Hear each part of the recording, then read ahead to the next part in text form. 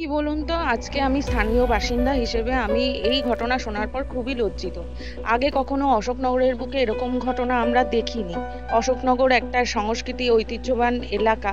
সেখানে দাঁড়িয়ে একটা ছোট বাচ্চাকে, 6 বছরের বাচ্চাকে এরকম রেপ করা হচ্ছে, ডেকে নিয়ে গিয়ে তারই প্রতিবেশী করছে। এবং এখানে পুলিশের কি করছে, পুলিশের কাছে যখন নির্যাতিতার বাড়ির লোক যাচ্ছে, তখন তারা বলছে মিউচুয়াল করে নিতে, তারা কেস নিচ্ছে না।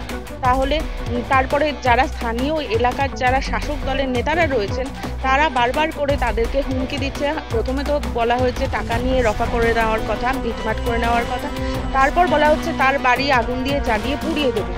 এই রকম অবস্থায় আমরা তো নিরাপত্তাহীনতায় ভুগছি। আমরা গোটা অশোকনগর, এমনকি গোটা পশ্চিমবঙ্গ আজকে নিরাপত্তাহীনতার মধ্যেই রয়েছে। এরকম ঘটনা অশোকনগরে আগে কখনো ঘটেনি বিগত দিন ধরে।